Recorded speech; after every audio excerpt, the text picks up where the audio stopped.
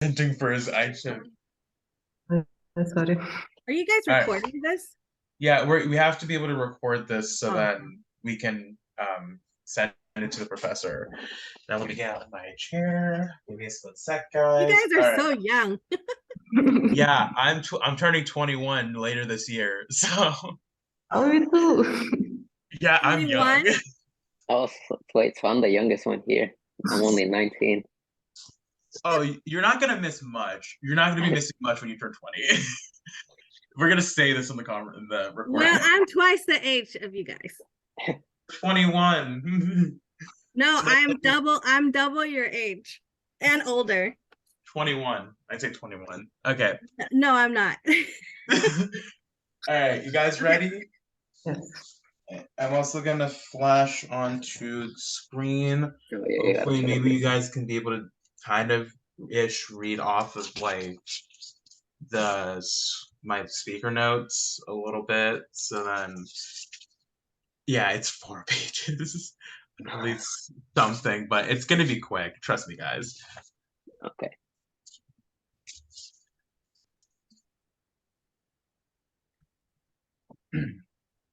All right. When we think about relationships, we think about like, oh, it could be like friendships or dating or like relationships with your coworkers or like anyone else. But yet, no one would talk about at least the other side where it could lead to like it being toxic or it being off, where for one, it could lead to an apocalypse of what a relationship is. And there is one individual by the name of Dr. John Gottman who saw this and was like, hey, this could be leading to a destructive and really harmful and toxic relationship of what it could be. Dr. John Gottman saw this and was like, oh, I'm going to make this into what it could be of the Four Horsemen. And who he is and like what he had saw this of like between relationships of seeing that and see how it could progress down in the future. Dr. John Gottman was a professor at UW, and he was a professor of psychology, and he had saw between these relationships of like, oh, with the modern day relationship of how that can go, and how he can identify and what he saw in relationships of like, he did experiments of like, one side of it could be like a healthy, normal relationship, and another side of it was how it was like toxic and it was not so good and it wasn't in a good light how he saw it was the communication styles of how each group had done it, of like one side versus the other at least. And I feel like we should talk about more like abusive and shed light onto it of how it could at least go and how we should bring more light to it. The first two horsemen, which is more common and what people would see, would be criticism and defensiveness, which is the most two common one how from our textbook the communications intro to communications textbook says that with criticism people would go and start criticizing people behind their backs. It would be where if like I would go and talk about like, oh, this person is like not so good, I don't think highly of this person.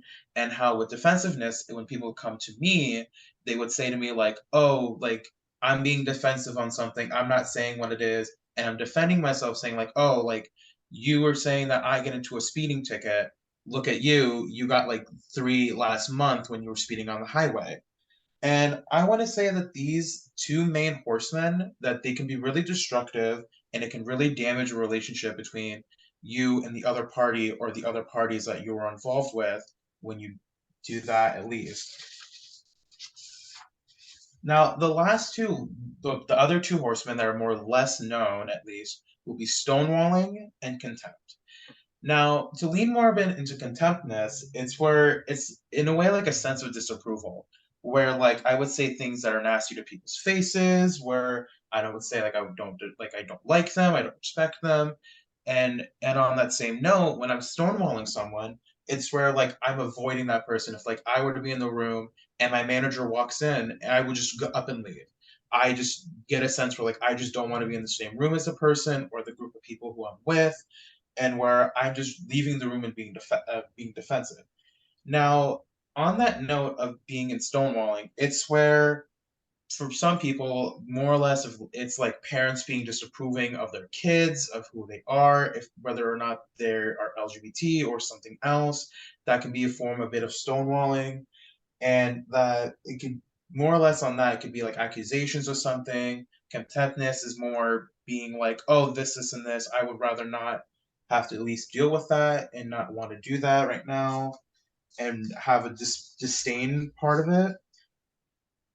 Now, at least with these four horsemen that I've taught you and told you about, at least of who they are and what they are, at least, now I feel like at least it can be seen as a negative way. Granted, yeah, it is shown as negative, but I feel like we should try to lean more towards the positive side of them, which would be gentle startup, build of culture, take responsibility, and build up a psychology soothing, rather than having this in a relationship, these four positives.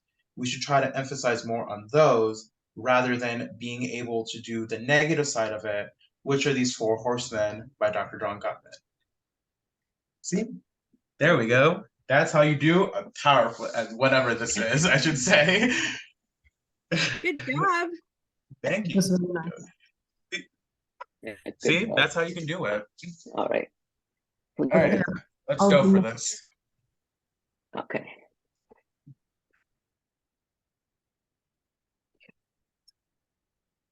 Okay, so here are my speaker's notes. It's just 2 papers written with pencil. Today I will be talking about love languages. We humans are social animals. We crave connections with other people.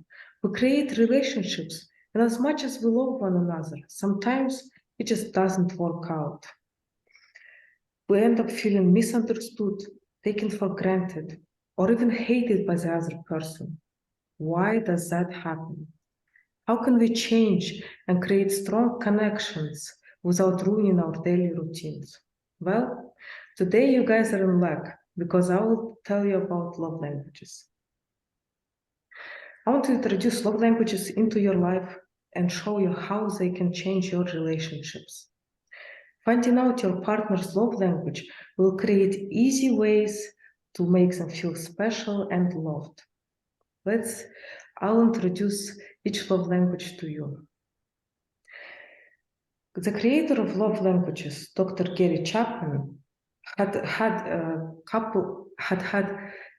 years of experience in couples counseling and therapy. Took all he knew and gave birth to the best-selling book series, The Love Languages. Gary first learned the responsibility of educating others in Winston-Salem, North Carolina Baptist Church. Soon after, he became a couples counseling therapist, and years later wrote a book, The 5 Love Languages. The 5 love languages are ways you receive and express love with your partner. In his book, Gary tells us that with his anthropological experience, he noticed what was common in failed relationships and marriages. The partners were shown love in a way another one could not receive it. It's like they were speaking different languages. He realized effort would not matter if you show love in English to a wife who loves in Chinese. When I first learned about love languages, I decided to try them with my relationship, since I always had some problems. I found out my best friend's Katie love language. Her love language was receiving gifts. I started bringing her Red Bull every single time we hang out. And the results were amazing. I have never seen her be this grateful and loving. Receiving gifts was not the only love language that I tried with her, because we all will have interest in more than one. But in his book, Dr. Chapman says there will be only one main love language for each one of us. Let's take a closer look. First love language will be quality time. This is when your partner wants your undivided, uninterrupted attention. whether it will be a conversation, an activity, or just your presence.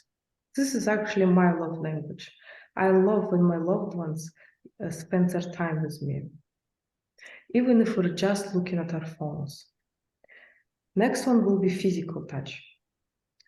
Now, this one can be mistaken for being purely sexual, but it is not. Your partner will not only want a romantic touch, but also a platonic one, which could be hugs, kisses, hand holding, and any other type of physical intimacy. Acts of service. Do not worry, you are not going to get taken advantage of. If your partner's love language is acts of service, your partner, all you have to do is make your partner's life easier. This could be done by helping them with dishes, cleaning the house, or putting gas in their car. Easy small tasks like those will show all the love that you have for your partner.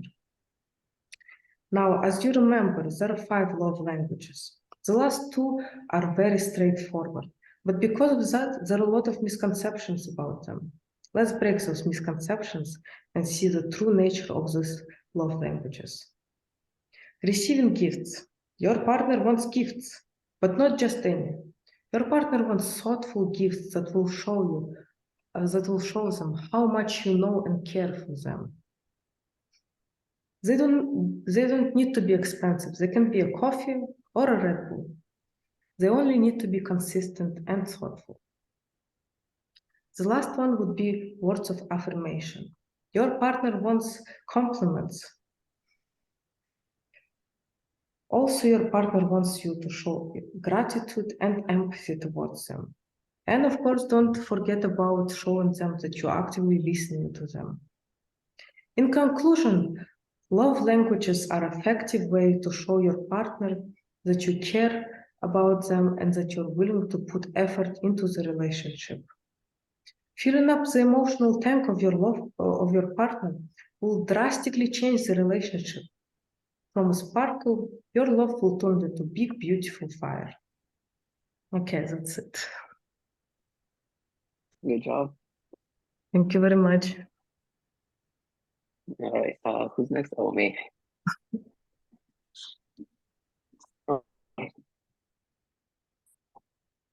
I don't know if you heard that part since I was muted, but I said, "Oh, really? You think it's you next?" Even though we discussed this like earlier. Sorry if I went mute, and I'm just like, I forgot to unmute myself for Yeah. a minute. Okay, am I unmuted? Yeah. Yeah, but you're good. Don't worry about it. Okay. Let me put this into full screen. There you go.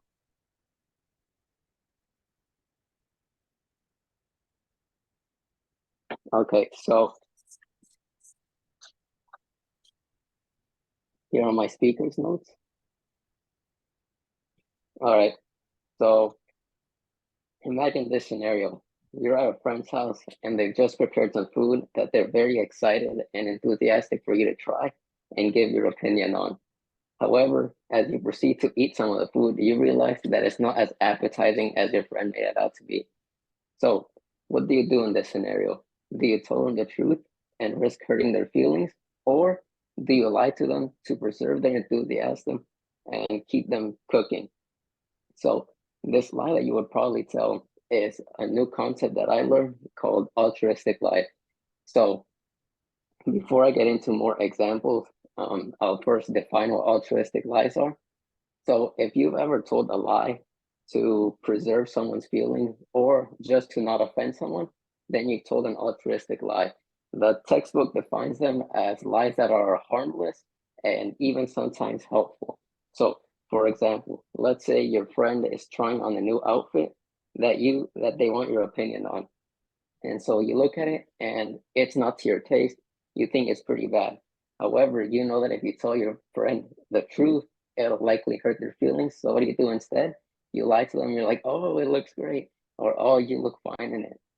And so in this instance, you're telling a lie to preserve their self-esteem and to preserve their confidence. So I think altruistic lies are very essential to our communication. They can help get you out of situations that maybe you don't want to be in.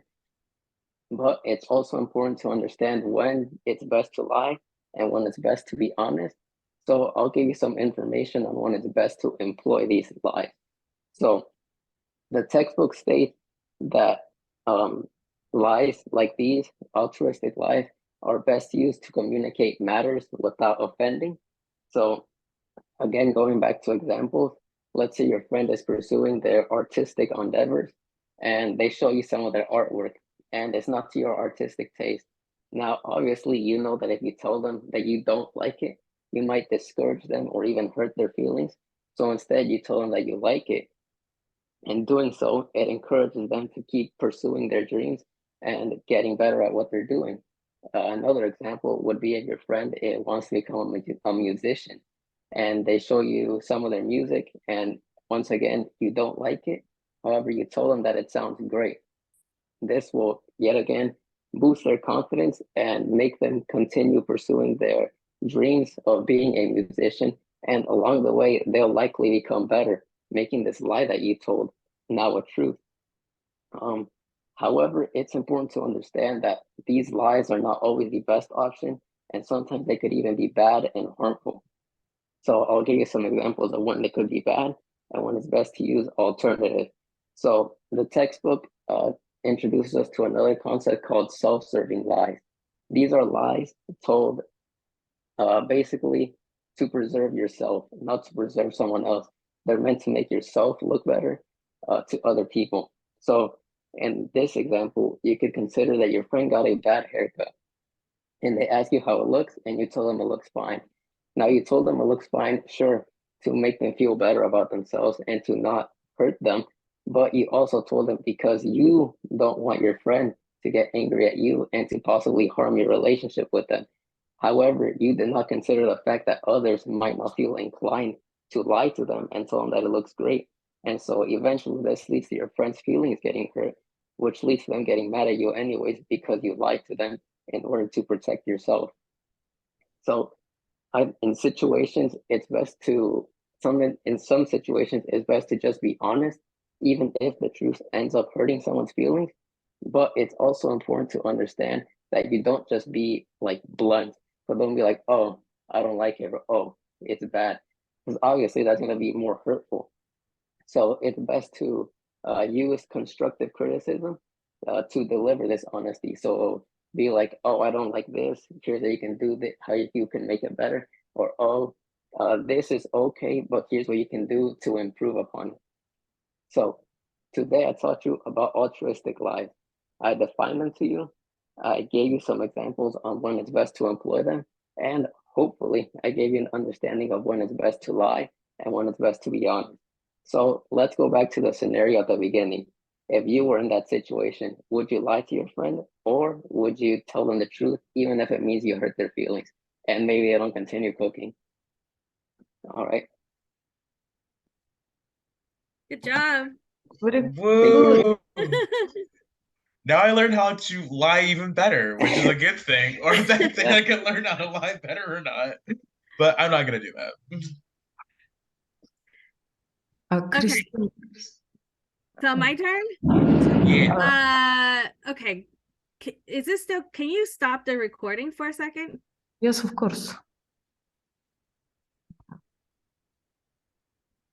Okay, so 5, 10, 15 years ago, if you ask me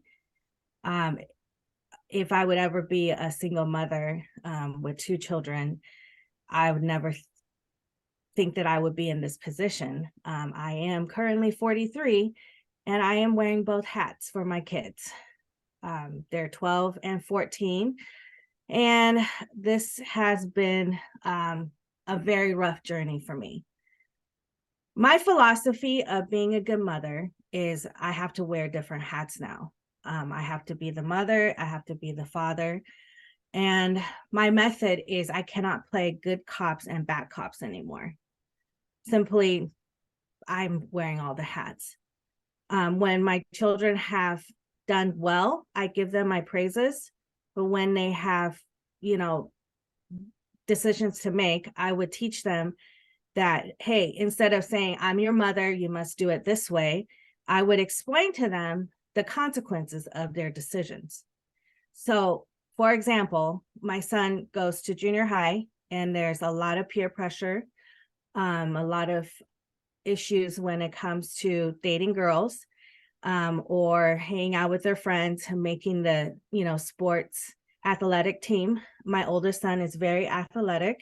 He does play pretty much year-round baseball.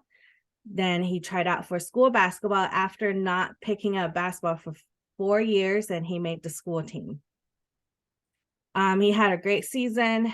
And what I do is I would encourage him to be the hardest worker on a court. Be who you are and be out there to compete and be the best teammate that you can be. So my parenting style is I explain to them the consequences of their choices, and I want them to learn from their mistakes when they do make them. And also, I do take opportunities to teach them when things happen. So, for example, they would be describing to me a situation at school where two kids get in a fight. And I would ask, okay, well, how did this happen? Please explain to me. Then I'll explain the relationship between the two kids. And I said, okay, if you were in this person's shoe, how would you deal with it? And if you're in the other person's shoes, how would you deal with it? I let them explain, and I let them come to the realization of what is the correct choice to make. The other method I do for my children is I give them a reward and I praise them when they do well. So my 13-year-old, I told them since last year at 7th grade, every quarter, if you get straight A's, I will give you $25 per A. So every quarter, that would be $150 that you can earn if you have all straight A's.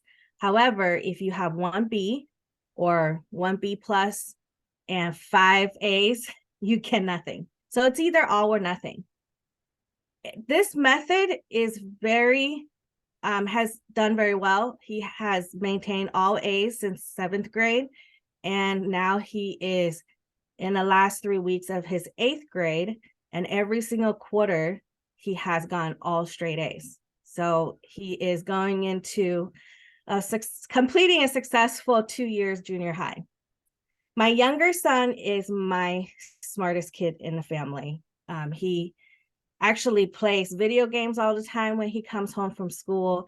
He acts like he's the youngest one. He acts like a baby. He doesn't really clue into a lot of things.